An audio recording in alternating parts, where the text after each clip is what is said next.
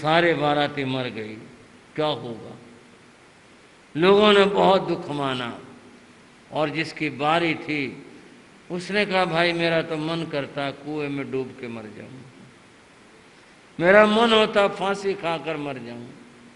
मैंने तो एक अच्छी बात अपने भाई के लिए सोची थी, मुझे क्या पता था कि यह ऐसा जुल्म होगा। जो कुछ रोना पीटना हुआ, शवों का जो कुछ होना था हुआ, वो सब तो हुआ। बाकी उसके मित्रों ने पड़ोसियों ने कहा देख जो हो गया वो बहुत हो गया, अब तू ऐसा काम अगर करेगा तेरा परिवार तेरे बच्चे जो हैं वो और रुलेंगे। दुख मानता हुआ वो घर में रहता रहा, पर उसके मन में दुख था। एक दिन वो बैठा हुआ था, लोगों में बात हो रही थी। वो बोला भाई मेरा पाप तो उतर नहीं सकता, मैंने तो पाप ही ऐसा हो गया। भला बारात इतने आदमी, एक आदमी का भी घात हो जाए उसका कितना बड़ा पाप है। वो तो बारात थी, 100 आदमी थे, 50 थे, 200 थे, क्या पता कितने आदमी थे, सारे के सारे मेरी वजह से मरे। उनमें से एक आदमी बोला भाई ऐसे तो दुख मानने से कुछ होगा नहीं, तो अपने पाप को धोने का कोई उपाय कर जिससे तेरे पाप धुल जाएं। बोला भाई बताओ क्या करूं मैं तो अपना घर दान दे सकता हूं। बोले उससे तो फिर तेरे बच्चे परेशान होंगे, धन दे दो। बोले यूं तुक्के मत लगा, तो किसी ज्ञानी से किसी महात्मा से इसका उपाय पूछ और वो जो कहे भाई तप करना है तो तप कर ले, दान देना है दान दे दे, जो उपाय बताया जाए वो कर दो। बोला अभी कहाँ जाऊं, किसके पास जाऊं। वो बात ऐसे आपस में हो रही थी, घूम रही थी, और बात होते हुए एक आदमी बोला भाई देखो एक बात मैं बता सकता हूं। बोले बताओ। यहां से दूर फला जगह वो जो पहाड़ है, होगा कोई पहाड़ 150 200 मील पर होगा, कुछ था पहाड़। बोले वो जो पहाड़ है उस पहाड़ पर एक महात्मा रहते, बड़े ज्ञानी हैं। वो महात्मा किसी के मन की भी बात बता देते हैं, इतने ज्ञानी हैं। और वो कोई बात हो अगर कहीं से भी सुलझ नहीं रही हो, उनकी पहुंच जो है देवलोकों तक है। वो इंद्र महाराज से भी पूछ के बता देते हैं, और जो बड़े बड़े ऋषि देवलोकों में गए हैं उनसे पूछकर बता दे, इतने बड़े ज्ञानी हैं। तो उनके पास चला जा और वहां से उनसे तेरे को समाधान मिल सकता। वो बोला ठीक है भाई, आपने बताई अगर इतने बड़े महात्मा हैं, इतना उनका ज्ञान है, तो मैं जरूर जाऊंगा। और वो दूसरे दिन घर से निकल पड़ा। घर से निकला, चल पड़ा, पैदल का मामला था, चल पड़ा। दूर दराज था, रास्ते में कोई गांव आता ठहर जाता, इस तरह वह अपनी यात्रा कर रहा था। आखिर में गांव में पहुंचा, वहां से बस एक सफर बाकी था जिससे अगले दिन वो महात्मा के पास पहुंच जाता। एक ही बाकी था। वो उस गांव में पहुंचा, वहां उसने पूछा भाई दिन छिपने को आ गया, मैंने रुकना है तो कोई जगह यहाँ कोई धर्मशाला हो, चौपाल कोई रात बितानी है। मैंने संयोग कोई धर्मशाला गांव में थी नहीं, चौपाल भी नहीं थी। आपस में बोले भाई किसी के घर ठहराना पड़ेगा इसको, किसके ठहराएं क्या करें।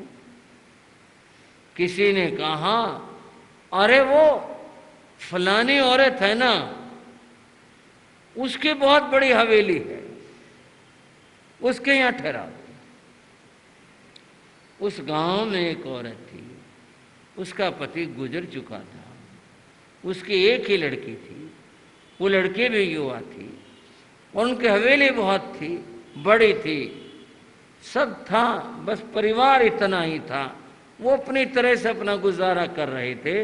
बोले वो जरूर कोई कमरा जगह दे देगी, उससे पूछा जाए। कुछ लोग गए, जाकर जिसका जो नाता था, कहा कि एक मुसाफिर आया है, उसको ठहराना है, आप ठहरा दो। एक दिन की बात है। वो बहुत उदार मना थी और बोली कोई बात नहीं, मेरी हवेली बड़ी है, मैं कमरा दे दूंगी और रात में ठहर सकता, कोई बात नहीं। उसको वहां ले जाया गया यात्री को, और ठहरने के लिए उसे वहां जगह मिल गई, वो रुक गया। ठीक है सब।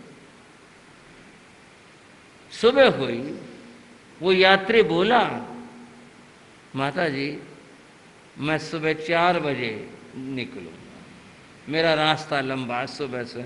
बोले नहीं भाई, कुछ लेके जाना, खा के जाना, मैं खाना बना दूंगी, कुछ और जैसा था छाछ पी लेना। बोले नहीं, मैंने तो जाना है, मेरा रास्ता है, मैं जाना चाहूंगा। अनुमति मिल गई। बोले बेटा देख ले, हम तो चाहते थे तू रुक गया, बोले धूप हो जाएगी, देर हो जाएगी।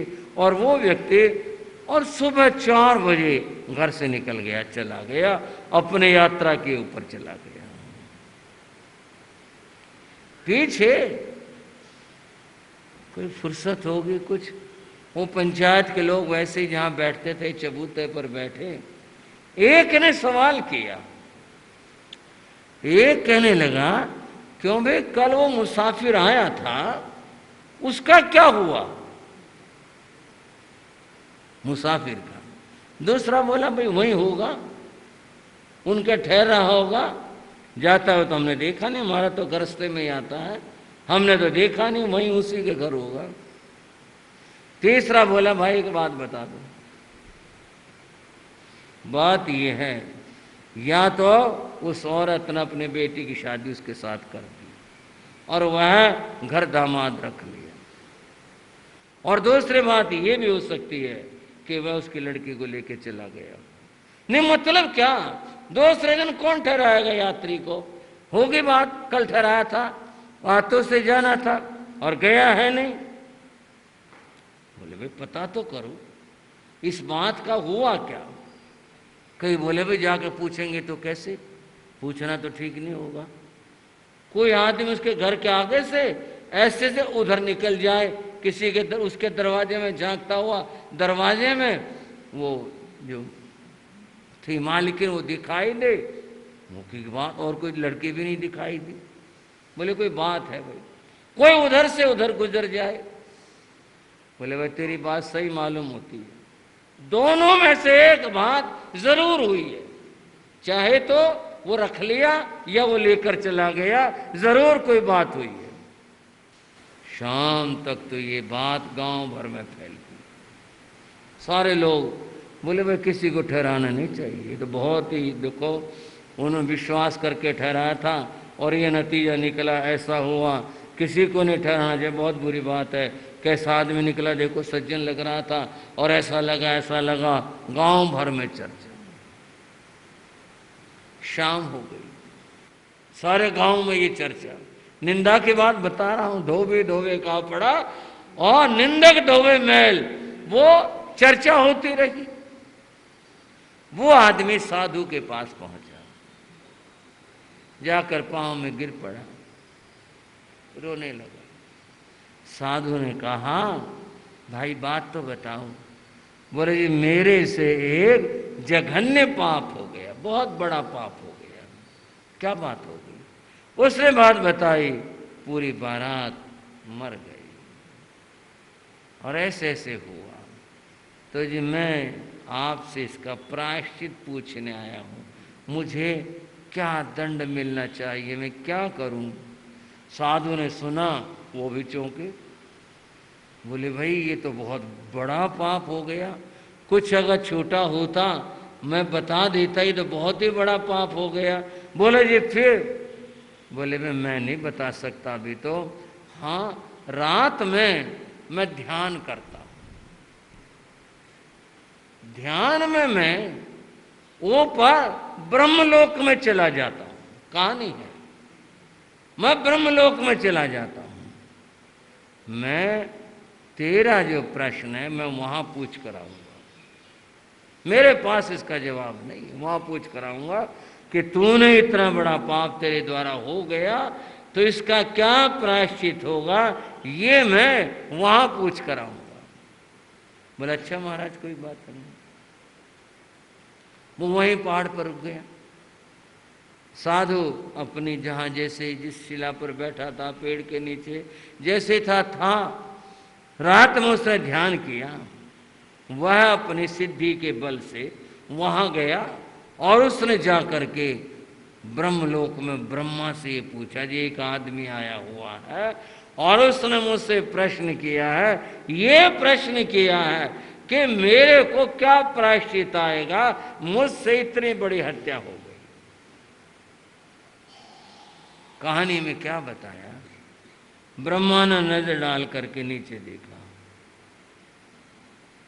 देख करके बोले उसका पाप तो धुल गया। साधु ने कहा महाराज अभी तो उसने कोई प्रायश्चित किया ही नहीं, पाप कैसे धुल गया, आपने कुछ बताया नहीं, मैंने कुछ बताया नहीं। बोले नहीं उसका तो पाप मैं देख रहा हूं धुल गया। महाराज वो कैसे धुल गया? बोले धुल ऐसे गया पूरा गांव उसकी निंदा करने लग रहा है। उसने जो पाप किया था उस पाप को बंटवाने लग रहे हैं उसके भाइयों और बहनों। निंदा का परिणाम सुनो, निंदा का फल सुनो। कहानी में बताया, ब्रह्मा ने कहा उसका तो बट गया सारा पाप, सारे लोग उसकी बुराई कर रहे हैं। ये जो जितने निंदक हैं उसके पाप का हिस्सा बंटवा रहे हैं और मैं देख रहा हूं उसका तो सारा पाप बट गया। अब वो जितनी हत्याएं थी ना, इनके गांव वालों के बाटे आएंगे एक एक एक एक करके। इन्होंने पूरा दिन हो गया, रात आ गए, यही काम था, ये हो गया ये हो गया, और ये निंदा करने पर लगे हुए हैं। इतनी हत्याएं इनमें बट गई। जाओ कह देना उसको तेरा पाप बट गया और तेरा पाप धुल गया। अच्छा महाराज, वह साधु लौट करके आया। सुबह हुई, वो व्यक्ति आया, पांव में गिरा, बोले महाराज हाँ मेरा प्रायश्चित, मैंने बात कही थी, मेरा क्या प्रायश्चित है बताने की कृपा करो। साधु मुस्कराया, बोला तेरा तो पाप सारा धुल गया। बोले मेरा पाप कैसे धुल गया? बोले बस यही बात है। बोले जी मैं कैसे समझू इस बात को? बोले तुझे पता नहीं है पर धुल गया। कैसे धुल गया? कि तू गांव में ठहरा था पीछे? बोले हाँ जी ठहरा था। और उस घर के अंदर एक महिला थी, एक उसकी पुत्री थी? बोले हाँ जी वहाँ ठहरा था, बहुत अच्छे थे, माता जी बहुत भली थी। हाँ बोले ठीक है, तू वहाँ ठहरा था और सुबह ही तू चल दिया था? बोले हाँ। बोले गांव भर में बस यही चर्चा है तेरे बारे में कि उसने दो में से एक काम जरूर किया, सारे तेरी निंदा कर रहे हैं। ब्रह्मा ने ये बताया है, कहानी है, लोक कथा है, ये बताया वो जितनी हत्याएं हुई थी ना उन्होंने ले ली, उन्होंने बांट ली। किसी के बांटे एक आए, किसी के दो आए, वो भोगेंगे उसका फल और तेरी तो मुक्ति हो गई पाप से। बंधुओं ये कोई शास्त्र की कहानी नहीं है, पर यह तथ्य है निंदा करने वाला व्यक्ति कर्मों का बंध करता है। भगवान महावीर ने फरमाया शास्त्र में, पिट्ठे मंसम न खाई जा, निंदा करके किसी की पीठ का मांस मत खाओ। ये इतना बड़ा पाप होता है, किसी की पीठ के मांस खाने के बराबर होता है। अतएव ऐसा कभी मत करो। संयम की बात कर रहा था मैं, संयम की बात बताते तीन बातें मैंने कही, मन का संयम, वाणी का संयम और काया का संयम। मन के अंदर ईर्षा देश के भाव लाना, संकल्प विकल्पों का चलते रहना और ध्यान रौद्र ध्यान का रहना, ये मन का असंयम है। ये नहीं करना। अपने मन में अच्छे भाव लाओ, भला सोचो, उत्तम सोचो, बुरा मत सोचो। वाणी के संयम की बात चल रही थी। वाणी का संयम क्या है? निंदा करना, झूठ बोलना और कटु वचन बोलना। ये 3 दोष वाणी के बड़े दोष बताए गए। फिर दोहराऊं, निंदा करना, झूठ बोलना और बंधुओं कटु वचन बोलना वाणी के दोष हैं। ये वाणी का असंयम है। इससे असंयम से बचना है। हम संयम की बात को सीधे साधोवस्था से जोड़ते हैं। वो तो संयम है ही है, वहां तो संयम होता ही है। ये सबके लिए विचारणीय है। अब इस बात से सब बच सकते हैं, अगर चाहें तो अपने आप को बचा सकते हैं। ये वाणी का असंयम। बंधुओं, काया का संयम बताया, हिंसा करना। काया का जो संयम है उसमें पहला संयम बताया हिंसा करना। किसी भी जीव की हिंसा नहीं करना। साधु के लिए आया 6 काया रो प्रतिपाल। जो 6 काय के जीवों के रक्षा करने वाला है, उससे बचने वाला है, उनकी हिंसा और विराधना से बचने वाला है, वह साधु होता है। पर ये बात सबके लिए कही गई। क्या कही गई? हिंसा काया का असंयम है, इससे बचना है, इससे दूर रहना। दूसरी बात बताइए, चोरी। चोरी काया से होने वाला असंयम है, चोरी नहीं करनी। और तीसरी बात बताई गई दुराचार, काया का संयम है।